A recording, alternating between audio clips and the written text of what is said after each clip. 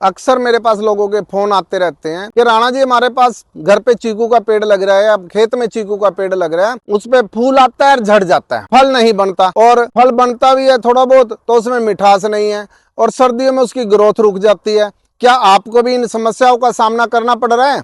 अगर करना पड़ रहा है तो आज की वीडियो आपके लिए गेम चेंजर साबित हो सकती है। इस पूरी वीडियो को देखिए और पूरा पूरा फायदा उठाइए। किसान भाई और राम राम, मैं नरेंद्र सिंह चौहान आपके सामने लेके आया हूँ Rana apple farm lovely nursery से चीकू के बारे में पूरी जानकारी। चीकू में एक आम समस्या है जो सभी किसान भाइयों को, सभी को, अपने जिसने भी घर पे लगा रखा है उन सभी में यह समस्या आती है कि नॉर्थ एरिया में सर्दी के अंदर चीकू की ग्रोथ रुक जाती है, फल कम बनता है।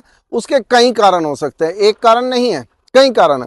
पहला कारण है ठंड, कि यहाँ नॉर्थ एरिया में आप भी जानते हैं दिसंबर जनवरी में कितनी ठंड पड़ती है, 1 डिग्री तक टेम्परेचर चला जाता है, वो इसके लिए बहुत हानिकारक है। दूसरा कारण है उसकी गलत कटिंग और वाटर मैनेजमेंट, जो कि मेन अहमियत रखती है पेड़ के अंदर, वाटर मैनेजमेंट कैसे करनी चाहिए।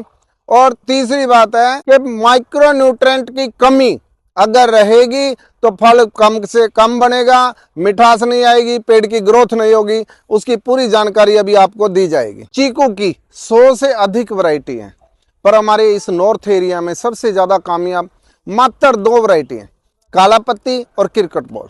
अगर ये वैरायटी आप लगाएंगे तो आप कामयाब रहेंगे। दूसरी बात, लगाते टाइम प्रॉपर तरीका अगर नहीं अपनाया, ऐसे ही छोटा सा खड्डा बना के हमने पेड़ लगा दिया, वो भी इसके लिए बहुत हानिकारक है, क्योंकि हार्ड वैरायटी है। इसके लिए प्रॉपर 3 बाय 3 का खड्डा बनाओ, उसके अंदर जैसे जैसे मैं बताता हूँ भी न्यूट्रिएंट डालो। मिट्टी आपकी सख्त है तो उसमें थोड़ा रेत मिलाओ, कोकोपिट मिलाओ। अपनी एक खाद होती है ना, वर्मी कंपोस्ट, ये इसके लिए वरदान साबित होती है। लगाते टाइम 3 बाय 3 के खड्डे में ये सारा भरना चाहिए। भर के एक बार इसमें पानी दे दो। पानी देने के बाद जब ये बैठ जाए, बत्तर आ जाए, तब चीकू का पेड़ लगाओ, तो आपको पूरी कामयाबी मिलेगी। दूसरी बात, जहां हमारा पानी का चैनल है, किचन का पानी बराबर निकलता रहता है, बाथरूम का निकलता रहता है, जहां हर टाइम नमी बनी रहती है, वहां भी इसको नहीं लगाना चाहिए। तीसरी बात कि जहां प्रॉपर धूप मिलती हो, इसके लिए धूप बहुत जरूरी है, तो वहां लगाना चाहिए जहां प्रॉपर इसको धूप मिलती हो। और सर्दी का तो हम कुछ कर ही नहीं सकते, वो तो कुदरत के हाथ में है।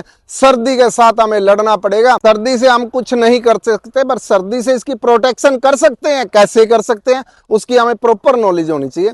जब तक हमारा पेड़ छोटा है, 2, 2.5, 3 फुट तक नहीं चला जाता, आए साल सर्दियों में नवंबर के आखिरी हफ्ते में इसमें जुम्बा बना दीजिए, ताकि सिर्फ पूरब और दक्षिण का कॉर्नर, उसमें धूप इसको एक बार मिल जाए, बाकी पाला जो पड़ता है ना वो इस पे असर ना करे। उसके लिए इसका जुम्बा बनाना बहुत जरूरी है। देखिए, चीकू का पेड़ एक ऐसा पेड़ है जिसको पानी चाहिए, ऐसा नहीं बिल्कुल नहीं चाहिए, पर कम मात्रा में चाहिए। गर्मियों के अंदर आपको हफ्ते में 1 बार पानी देना है, सर्दियों में 15 से 20 दिन में पानी देना है। और इसका जो नीचे थामड़ा होता है ना, उसके अंदर मल्चिंग करनी बहुत जरूरी है, खास करके सर्दियों में। सर्दियों में इसके नीचे घास फूस से, सूखी पत्तियों से मल्चिंग कर सकते हैं, और वो मैंने बता ही दिया, अभी इसको कवर कर सकते हैं जुम्बा बना के। तो इस तरह से सर्दियों में इसकी मैनेजमेंट करना बहुत जरूरी है। पानी की अधिकता का एक मात्र कारण आपके सामने मैं बताता हूं कि ज्यादा पानी देंगे, कम फ्रूट लगेगा, फूल सारा झड़ जाएगा, और ज्यादा बीमारियां, फंगल डिजीज ज्यादा आएंगी, और जड़ों में भी बीमारियां ज्यादा आएंगी।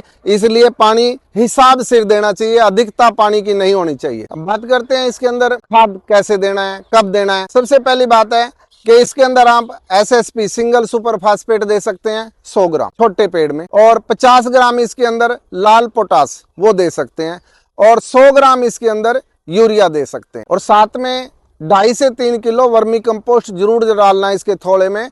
अकेली अंग्रेजी जो हम खाद डालते हैं वो भी काम नहीं करेंगे, ये डालना बहुत जरूरी है। दूसरी बात, इसके ऊपर हमें माइक्रो न्यूट्रेंट स्प्रे के द्वारा देने हैं। इस पे जिंक और आयरन इसमें स्प्रे के द्वारा दिए जाएंगे, फूल आने से पहले, और फूल आने के बाद जब साइज कंचे के बराबर हो जाए तब, और फल खत्म होने के बाद 3 बार हमें ये स्प्रे करना बहुत जरूरी है। पेड़ की ग्रोथ तभी अच्छी रहेगी, फल अच्छा आएगा। चीकू की कटिंग, कुछ किसान भाइयों ने तो आज तक सोचा ही नहीं होगा कि चीकू की कटिंग होती है। अरे काट छांट हर एक पेड़ को चाहिए, उसका तरीका पता होना चाहिए। देखिए, जमीन से 2-2.5 फुट तक बिल्कुल नंगा होना चाहिए, नीचे से कोई टहनियां चल रही है तो उनको स्टार्टिंग में ही काट दो। उसके बाद चारों तरफ एक टहनी चलनी चाहिए, जैसे ये चल रही है, देखो अंदर तक धूप जा रही है, अंदर तक फल बने हुए हैं। अगर अधिकता है टहनियों की तो उनको काटो, चारों साइड में एक एक टहनी चलाओ। एक से ज्यादा टहनी होगी तो घना बन जाएगा, अंदर तक धूप नहीं जाएगी, धूप नहीं जाएगी तो बीमारियों का घर बन जाएगा। यही है सबसे पावरफुल सीक्रेट चीकू से अच्छे फल लेने का। अब बात करते हैं फ्रूट ड्रॉपिंग की। अब किसान भाई कहते हैं जी हमारे पे फूल तो बहुत भर भर के आया था, फल नहीं बना। भाई उनको एक सीक्रेट नहीं पता है कि बोरोन और पोटास की अगर कमी है तो भी फल ड्रॉप करेगा। अगर फ्लावरिंग के टाइम में आपने पानी दे दिया तब भी फूल ड्रॉपिंग हो जाएगी, फल में कन्वर्ट नहीं होगा। जिस टाइम फूल आता है उस टाइम पानी बंद रखो और पोटास और बोरोन की कमी अपने पेड़ मत आने दो, तो आपके पूरे फल भर भर के आएंगे। जितना फूल बनाया उसका 80% आपका फल में कन्वर्ट हो जाएगा। अभी हम बात करते हैं चीकू में मेन बीमारी क्या है। एक ही बीमारी मेन है, उसका ध्यान रखना आपको बहुत जरूरी है। क्या होता है कि आपको हल्का सा सुराख चीकू में दिखाई देगा और जैसे जैसे चीकू बड़ा होगा उसका साइज थोड़ा कम बढ़ेगा और अंदर ही अंदर सुराख करके वो खराब हो जाएगा। उसके बचाव के लिए आप क्या कर सकते हैं, नीम ऑयल का स्प्रे। 10,000 ppm का नीम ऑयल आपको मार्केट में बड़ी आसानी से मिल जाएगा। वो लेके 1 ml प्रति लीटर, 1 ml से ज्यादा नहीं होना चाहिए, थोड़ा कम बेशक हो जाए, 1 ml प्रति लीटर के हिसाब से पानी में मिला के उसका हर 15 दिन में आप स्प्रे करते जाइए, तो अच्छे से आपका फल में वो तितली आती है जो उसमें सुराख करके चली जाती है, वो नहीं आएगी। एक मेन ध्यान और रखना आपको कि फ्लावरिंग स्टेज पे ये स्प्रे नहीं करना है। जब कंचे के बराबर आपके ज्यादातर फल बन जाएं, 80% से ऊपर फल बन गए हैं, तब ये स्प्रे शुरू करना है और हर 15 दिन के बाद करते रहो तो अच्छे से आप कामयाब रहेंगे। और एक और मेन बात है कि फंगीसाइड का भी स्प्रे महीने में एक बार कर दीजिए। फंगीसाइड की जो इस पे स्प्रे करना, कॉपर ऑक्सीक्लोराइड का 2 ग्राम प्रति लीटर के हिसाब से महीने में एक बार स्प्रे करते रहिए, तो आपको तीसरे साल एक पेड़ से 20 से 25 किलो फल मिलना शुरू हो जाएगा। 7वें साल, 7 साल के बाद कम से कम 1 क्विंटल तक आपको फल मिल जाएगा। और बात करें 10 साल की, तो 10 साल के बाद तो आपको 1.5 से 2 क्विंटल एक पेड़ से फल मिल जाएगा। इससे अच्छी क्या बात होगी। दोस्तों, आपने भी अगर किचन गार्डन में चीकू का पेड़ लगा रखा है और अपने बाग में लगा रखा है, छोटा बाग है, बड़ा बाग है, सबके लिए जानकारी बहुत फायदेमंद होने वाली है। आप ध्यान पूर्वक इसके समझें, इसे करें और इसकी मैनेजमेंट करें।